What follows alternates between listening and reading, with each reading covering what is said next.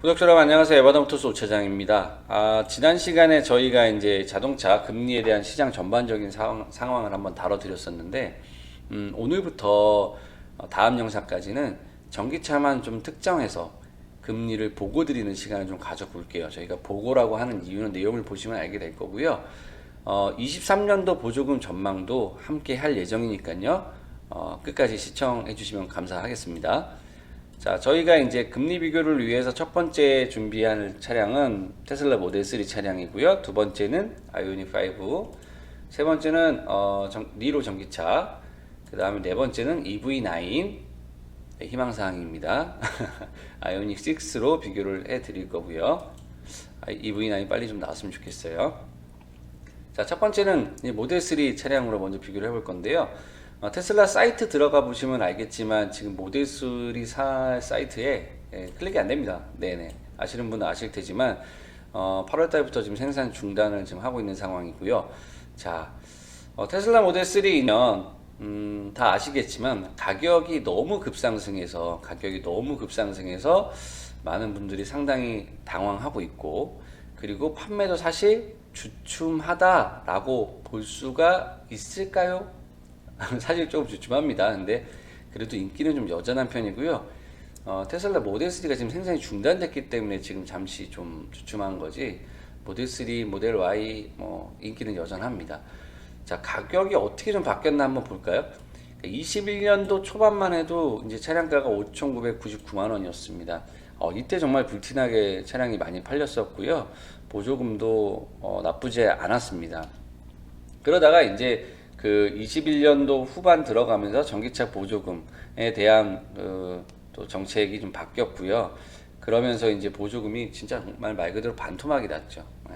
왜냐하면 차량가를 인상시켰는데 정부가 여기에 발맞춰서 국내 전기차 시장을 좀 성장시키기 위해서 좀 수입 전기차에 약간 좀 불합리한 그런 정책을 적용을 했고요. 21년도 12월 기준으로 봤을 때 이제 6,979만 원 정도. 지금 제가 오늘 가격 비교, 금리 비교를 할 차량이 지금 렌트리스사에 가장 많이 있는 이 차량입니다. 이 차량이 지금 많이 있고요. 그러다 보니까 이 차량하고는 좀 마지막 가격이 오른 차량은 좀 차이가 있습니다.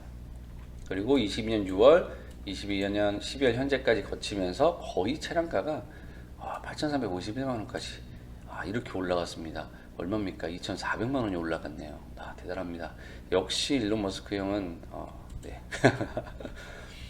자, 제가 이제 비교를 할 때요. 저 아까 말씀드렸던 6,979만 원 차량을 보유하고 있는 렌트사 두 군데 이상이 되는데, 장기 렌트 쪽으로 대표적으로 좀 저렴하다라고 느끼는 두 렌트사를 제가 비교를 했고요.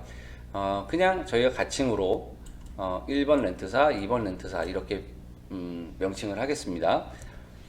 그래서 여기 보면 오늘 날짜 11월달 기준으로 했고요. 장기 렌트 차량이기 때문에 취등록세, 세금, 보험료, 용품비, 탁송료, 부대 비용 등이 다 포함되어 있다, 이렇게 보시고 영상을 봐주시면 될 것 같습니다. 제가 후반에도 이 말씀을 다시 드릴 거고요. 자, 비교하는 차량은 차량가가 좀 차이 납니다. 1번 렌트사 차량은 6,979만 원 차량을 보유하고 있고요. 2번 렌트사는 7,155만 원짜리 차량을 보유하고 있습니다. 차이는 19인치 힐 때문에 차이가 나는 거고요. 2번 렌트사에 있는 차량이 19인치 힐 옵션을 더 가지고 들어가 있다라고 보시면 될 것 같습니다.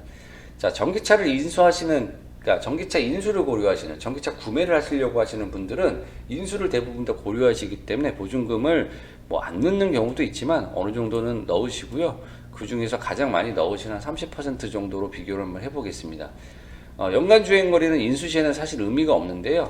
보통 이제 렌트사 연간 주행거리가 대부분 다 최소한 한 2만 킬로로 설정이 되어 있기 때문에 대표적인 걸로 비교를 해봤습니다. 잔존 가치는요. 보시면 1번 렌트사는 64%로 차량가의 64%로 되어 있고요.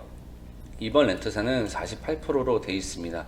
쉽게 이해하시면 잔존 가치가 높으면 높을수록 월 대여료는 낮아집니다. 그런 차이가 있고요. 잔존 가치가 낮으면 대여료는 올라가겠죠. 왜냐하면 이제 쉽게 말하면 잔존 가치는 우리가 차량을 반납을 할 때 렌트사에서 책임져야 되는 금액입니다. 내가 이 차량을 고객이 반납했을 때 떠안잖아요. 이 떠안은 이 차량을 어딘가에 처분을 해야 됩니다. 뭐 다른 단기 렌트로 좀 돌리든가 아니면은 중고차 시장에 팔든가 둘 중에 하나를 해야 되는데요. 아니면 수출을 하던가. 근데 이 1번 렌트사를 보면 64%까지 책정했죠. 이런 얘기는 자질이 있다는 거죠. 그러니까 이 회사는 쉽게 말해서 단기 렌트를 굴리는 회사구나, 이 정도 느낌으로 생각하시면 될 것 같아요. 그리고 뭐 잔존 가치가 낮은 이 회사는 그게 반대겠죠. 여기에 특이점은 1번 렌트사는 보증금 10% 조건을 걸고 있습니다. 그러니까 요즘에 금리가 오르다 보니까 지금 렌트 리스사들이 좀 휘청휘청합니다. 뭐 많이 휘청휘청한다 이게 아니라 내부 단속이 좀 들어갔어요. 자기네들이 살기 위해서 심사 볼 때 무보증이 나오실 분도 보증금을 걸게끔 하고, 그렇게 해서 현금을 최대한 확보하고 있는 그런 상황이다. 웬만한 지금 신용도가 아니면 소득 증빙이 안 되면 무보증까지 나오는 게 상당히 어려워진 상황이 됐습니다. 심각할 정도는 아니지만 아마 내년 상반기까지 계속 금리가 오를 걸로 예상되기 때문에 그때까지 좀 몸을 사리지 않을까라는 생각이 듭니다. 또 한 가지 특징적인 것은 1번 렌트사는 주행거리 무제한까지 가능하고요. 이게 이제 단기 렌트를 굴리는 회사들의 자신감이죠. 그리고 2번 렌트사는 주행거리가 최대 2만 킬로까지만 가능합니다. 대여료만 보시면요, 1번 렌트사가 2번 렌트사보다 저렴하잖아요. 그냥 이 느낌만 봤을 때는요, 그래서 1번 렌트사가 반납 조건에는 유리합니다. 총 대여료 2번 렌트사는 8,700입니다. 근데 2번 렌트사는 이제 내부 금리 6%대다라고 본인들이 이제 홍보를 하고 있습니다. 영업사원들한테. 근데 실질적으로 이 6%가 6%는 아니겠죠. 여기에 이제 영업사원 수수료도 포함이 될 거고요. 그 다음에 이제 인수 시에는 잔존 가치를 또 더해줘야 되기 때문에, 내가 내구선 인수를 해야 되기 때문에 그런 부분들, 그러니까 잔여 금액에 대한 이율까지 고려를 한다면 사실 6%가 6%가 아닌 그런 느낌이라고 보시면 돼요. 요즘에 출고 기간이 길어지고 대기가 많아서 그렇지, 그래서 고객분들이 여기에 눈을 돌려서 관심을 가지시는 거지, 사실은 그냥 반납하는 게 가장 합리적이다, 이렇게 얘기할 수 있습니다. 전기차는 인수하시는 분들이 많다고 했잖아요. 인수를 고려하시는 분들을 위해서 제가 이제 손익계산을 한번 해드릴 거예요. 그러니까 뭐랑 비교를 하느냐, 뭐랑 손익계산을 하느냐, 사실 이게 비교 자체가 좀 말이 안 되긴 합니다. 근데 그냥 일단 뭐 장기 렌트 리스가 훨씬 불리하다라는 전제를 깔고, 그리고 이제 비교를 한번 해드릴게요. 현금 구매를 하시는 겁니다. 고객이 현금 구매를 하시게 되면 지금 테슬라 사이트 차량가가 8,543만 원입니다. 그러면 자, 이 금액을 현금을 준다고 산다고 할게요. 이제 안 붙습니다. 이제 안 붙죠. 뭐 취등록세 같은 경우도 당연히 들어가겠지만 그 부분도 일단 뭐 계산 안 하겠습니다. 우리가 지금 현재 장기 렌트 리스에서 운영하고 있는 차량가가 7,155만원 정도 됩니다. 여기서 우리가 눈여겨볼 것은 얘네들, 이 빨간색으로 표시된 애들 좀 눈여겨보면 되시는데요. 잔존 가치에다가 총 대여료를 더하니까 총 대여료는 48개월 곱하기 이 금액이 되겠죠. 그리고 계산기 있으신 분들은 같이 계산 한번 해보셔도 돼요. 그 다음에 인수시 취등록세라고 하는 거.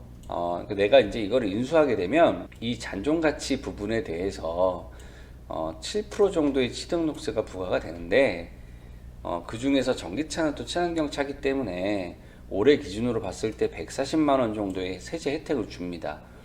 그럼 실제로 계산을 해보면 한 100만원 정도 되는 금액을 내가 추가로 내야 돼요. 그러니까 이제 렌트리스사에서 운영했던 그 차량을 내 명의로 가져오는 거죠. 그러면은 나한테는 어쨌든 재산이 잡히는 거 아닙니까? 이 금액 잔존가치만큼을 내는 거잖아요. 자, 여기서 보증금은 일단 따지지 않도록 하겠습니다. 왜냐면 보증금은 그대로 돌려받는 금액이거든요. 내가 초기에 들어가는 비용은 맞습니다. 만기 시에 돌려받기 때문에 이 보증금은 따로 계산할 필요 없습니다. 잔존가치에서 나중에 오히려 이 보증금을 활용을 해서 인수비용을 낮출 수 있겠죠. 그리고 보증금을 넣고 장기 렌트 리스를 이용하는 동안에는 이 보증 금액만큼의 이자율을 적용을 시켜서 월 납입금을 할인을 해주기 때문에 사실 장기 렌트 리스는 보증금을 넣는 것이 굉장히 유리합니다. 네, 그러나 보증금을 넣는 것과 선수금 이걸 넣는 것은 또 차이가 있어요. 예, 선수금은 내가 내야 될 렌탈료를 미리 내는 거기 때문에 사실 보증금만큼의 이자율의 위력은 없습니다. 다만 이제 월납을 낮출 수는 있겠죠. 왜냐하면 대여료를 미리 내는 거니까. 여기까지는 이해가 되실 겁니다. 자, 보험료는요, 연간에 한 100만 원 정도 그냥 평균적으로 이 정도 나온다라고 책정했습니다. 차량가도 높고 또 보험 경력이 다 다르시고 보험 사고 요율이 다 다르기 때문에 그냥 평균적으로 100만 원 책정했고요.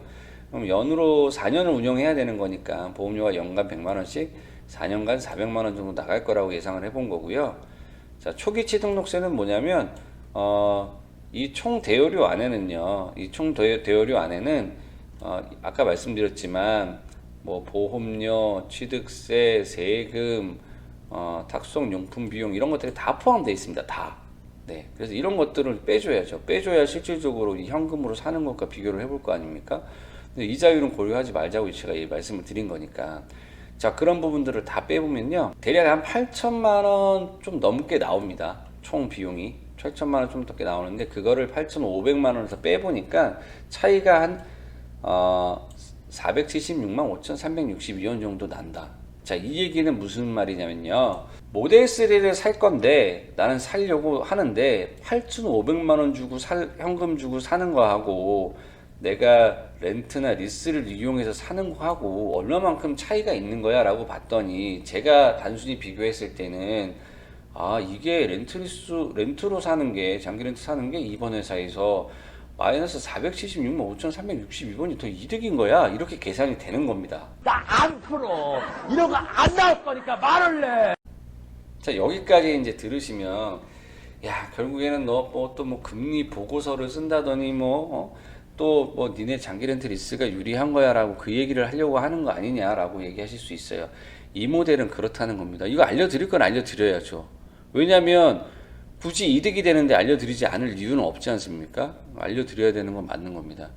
자, 그 다음에 말씀드렸듯이 이제 아이오닉 5로 비교를 한번 해볼 건데요. 이거는 뭐 현재도 있는 차입니다. 제가 이렇게 영상을 찍어 드리는 이유는 전기차 금리 보고서를 또 보고도 드리지만 또 저희가 또 이제 홍보도 하는 거죠. 네, 이런 차량들이 있습니다. 자, 이거는 뭐 3사라고 저희가 일단 명칭을 할게요. 역시나 장기 렌트 차량이기 때문에요. 아까 말씀드렸던 취등록세, 세금, 보험료, 용품비, 탁송 비용 등이 포함되어 있습니다. 자, 차량가가 보면요, 현대 자동차에서 입력을 하게 되면 약 5,800만 원이라는 차량가가 나와요. 네, 밑에 이제 가로로 제가 이제 표기를 해놓은 거는 여기에 이제 개별 소비세 혜택과 이번 연도까지 일단 진행된다고 하는, 내년은 어떻게 될지 모릅니다. 1.5% 정도의 지금 혜택을 주고 있고요. 거기에 친환경 차기 때문에 친환경차 세제 혜택이 또 들어가 있습니다.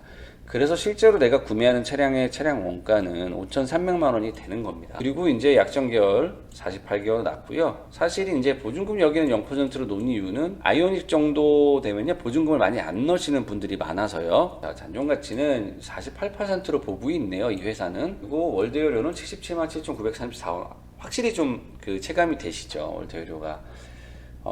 그래서 총 대여료가 6,360만 원 정도 되네요. 전기차 보조금은 950만 원이 적용이 돼 있습니다. 이거를 이제 아까의 방식으로 쭉쭉쭉쭉 이런 식으로 계산을 하다 보면요, 제가 너무 영상이 길어지기 때문에 이 아이오닉 5는 계산을 좀 뺐는데요, 계산을 쭉쭉쭉 하다 보면 이게 이제 실질적으로 1271만 5614원이 테슬라처럼 싼 게 아니라 비쌉니다. 제가 일부러 마이너스 표시를 해놨는데 비쌉니다.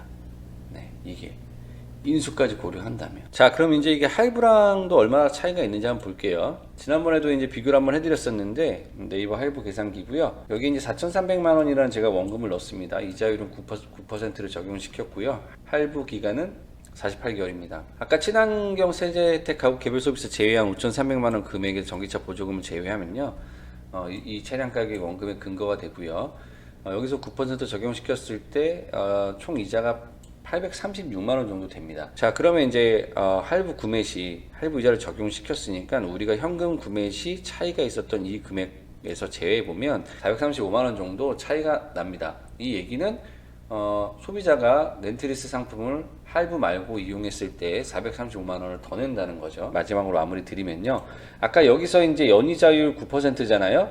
여기에 이제 435만 원을 이자 더 낸다고 했으니까 435만 원을 더해 보면요, 연이자가 거의 이제 12% 가까이 육박합니다.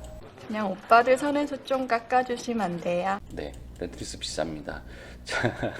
자, 근데 이제 비싼 이유는 이것 때문에 그렇습니다. 잔존가치. 이 잔존가치에 대한 설명 없이요, 무조건 렌트리스가 비싸다라고 하는 전문가분들은 정말 잘못된 설명을 하고 있는 거고, 렌트리스 상품에 대한 이해가 없는 겁니다. 적으신 겁니다. 그냥 이자율만 비교하시는 거예요. 차량을 5,800만 원짜리 차량을요, 물론 세제 혜택 받아서 5,300만 원짜리 차량이죠.